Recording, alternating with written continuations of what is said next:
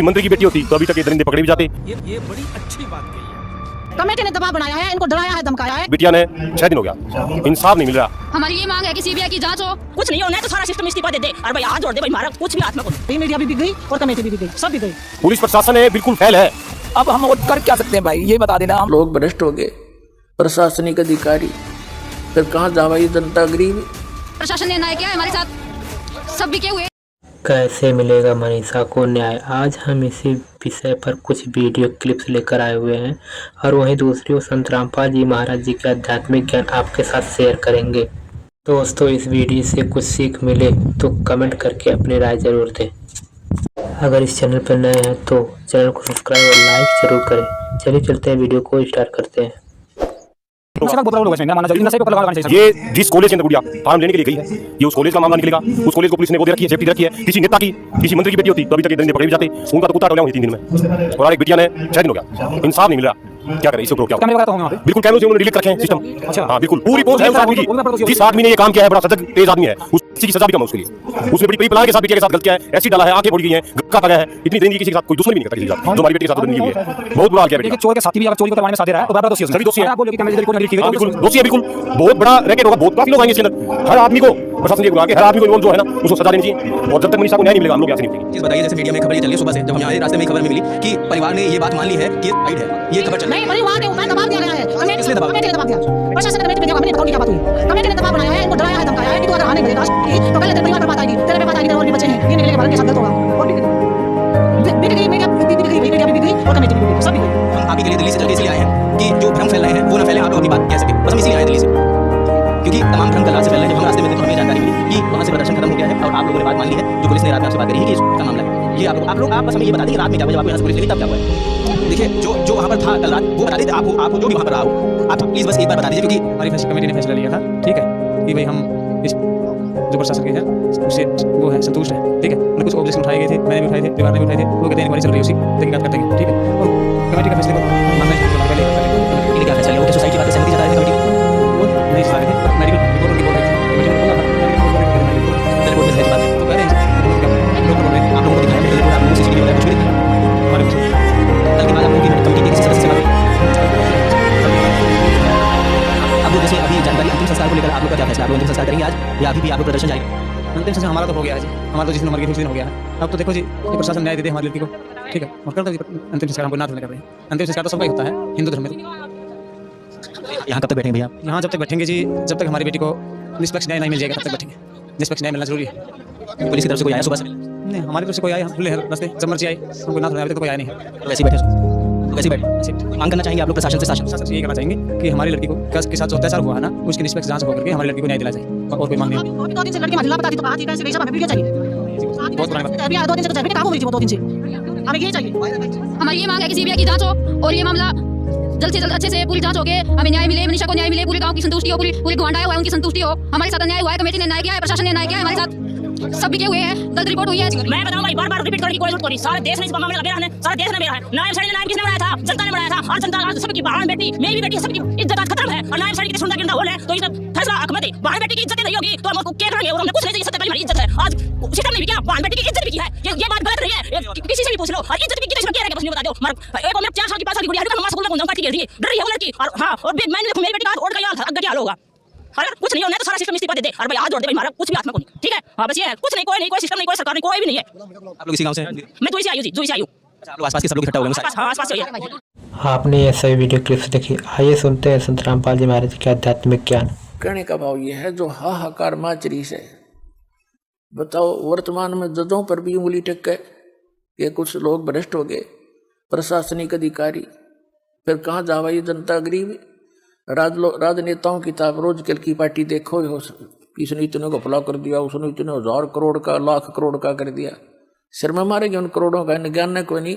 उस अनजान बालक की तरह बिजली के तार को मुख में दे बैठे। ये जो भ्रष्ट लोग हैं वह खाते हैं उस जहर को, विष को खाते हुए, और कहाँ ले जाएंगे? तो पुण्यात्माओं, आज सारी उल्टे काम हो गए। जो नौकरी पर लग जाते हैं उनको हम घनी शाबाशी दे हैं, बड़े बढ़िया मानते हैं, उसके ऊपर तो बड़ा गजब भार बनता जा रहा है। बात ये नहीं है कि नौकरी ना करे, लेकिन अब इस भक्ति के मार्ग पर लगने के बाद अपनी निर्धारित पेपर निर्वाह करे और उसके अतिरिक्त विष समान समझ ले तो कोई पाप नहीं रहेगा, भगवान साथ रहेगा। एक प्रशासनिक एक अधिकारी था, जब दास ने नाम लिया था, आंख थोड़ी थोड़ी खुल गई थी हमारी भी, ये बुरे काम का बुरा नतीजा। उसने रिटायर होने से पहले कमिश्नर रैंक का था एक, और किसी महकमे का वो डायरेक्टर लगा हुआ था। रिटायर होने से 6 महीने पहले पुत्री का ब्याह किया, इस उद्देश्य से कि सभी डिपार्टमेंटों के लोग लाओगे बेटी खातिर, कोई पैसे दे जाएगा, कोई सोने के कुछ कड़े बनवा देगा, कोई चूड़ी बनवा के लाओगा। ऐसा ही किया, ऐसा ही हुआ।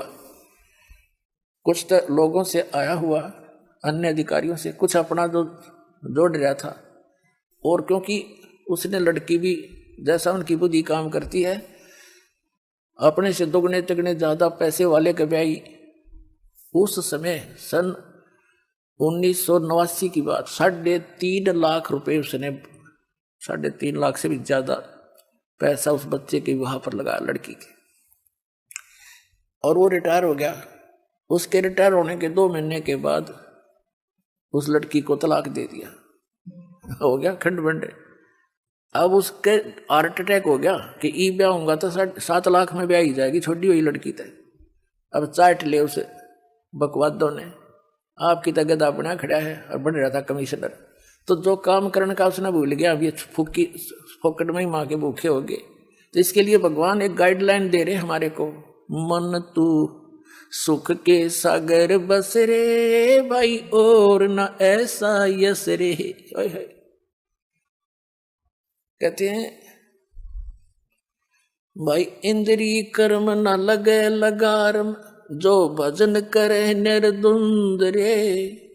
गरीबदास जग कीर्ति होगी, जब तक सूरज चंद्र रे। कि डट कर भक्ति करे अपने मालिक के सच्चे नाम की, आपका कल्याण होगा। इन बकवादों में मन नहीं रुचि करेगा, जब आपका सुमन बढ़ जाएगा, ये बकवाद अपने आप कम होती चली जाएगी।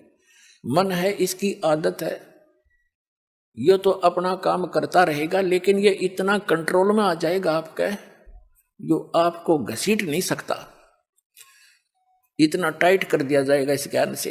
पहले ये हमें घसीट ले जाता था, अब आत्मा में ज्ञान का और भक्ति का इतना वजन बन जाएगा, ये बुराई सोचता पल में पता नहीं कि बकवाद सोच सकता, लेकिन ये घसीट नहीं सकता हमारे को।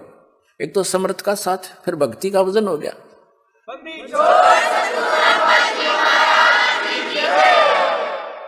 तो कहते हैं इंद्री कर्म ना लगे लगारम, जब भजन करे निर्द्वंद रे। कंटिन्यू भजन करे, मालिक की आस्था बनाए रहे, कभी ज्ञान पढ़ ले, कभी सुमन लग कर ले, कभी सुबह की आरती, कभी दोपहर की, कभी शाम की। इस मन ने, इसमें आत्मा ने इसमें रंगे रखे। यो मन तो भूत है, भूत। मूल उद्देश्य इस मनुष्य जीवन का क्या है? जैसे एक विद्यार्थी का विद्या प्राप्त करके, और जो उस यूनिवर्सिटी में, विद्यालय में जो वो मेहनत कर रहा है, स्टडी कर रहा है, उसका किया हुआ फल उसको फील्ड में मिलेगा। जैसे कोई डॉक्टरी कर रहा तो उसी सुविधा को वहीं खोजता रहा स्टडी काल में, टाइम में, विद्या काल में, तो बच्चा फेल हो जाएगा, उसको कुछ नहीं मिलने का। तो वो जो वहाँ जैसे इंजीनियरिंग कर रहा है बच्चा, तो इंजीनियरिंग जो करके उस अपने फील्ड में जाएगा, वो सुविधाएं वहाँ की किए हुए की वहाँ मिलेगी उसको बाहर जा करके। तो आप जी मनुष्य जीवन प्राप्त प्राणी एक विद्यार्थी हो, और जो विद्यार्थी अपने दिग्भ्रष्ट हो गए हैं, उद्देश्य भूल चुके हैं, वो फिर बहुत दुखी होंगे। जैसे एक समय ये दास एक जूनियर इंजीनियर था, वहीं पर हमारे महकमे का कार्य भी चल रहा था, और वहीं पर रोड का कार्य भी, B&R का कार्य चल रहा था। वहाँ एक व्यक्ति अपने बच्चों समेत, उसके बच्चे वहाँ मिट्टी में सो रहे थे, वहाँ वो टोकरियाँ मिट्टी डाल रहा था सड़क पर, और उसका सहपाठी था, वो वहाँ का एक्शन बना हुआ था B&R का, बिल्डिंग एंड रोड्स का। वो वहाँ आया, वो इंस्पेक्शन करके चला गया। तो उसके जाने के बाद वो व्यक्ति कहता है, मजदूर, वो क्या कहता है कि मेरे कर्म फूट गए, मेरे भाग फूट गए। मेरा ये सहपाठी था, मेरा क्लास फेलो था, ये इसका ये नाम है, ये उस गांव का है, हम एक स्कूल में पढ़ा करते थे उस दूसरे गांव में।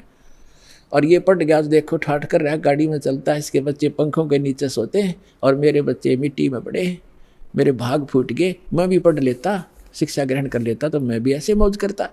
तो यहाँ परमात्मा कहते हैं आज 6 दिन पाछे गए और गुरु से किया ना हेत, अब पछतावा क्या करे चिड़िया चुगी खेत।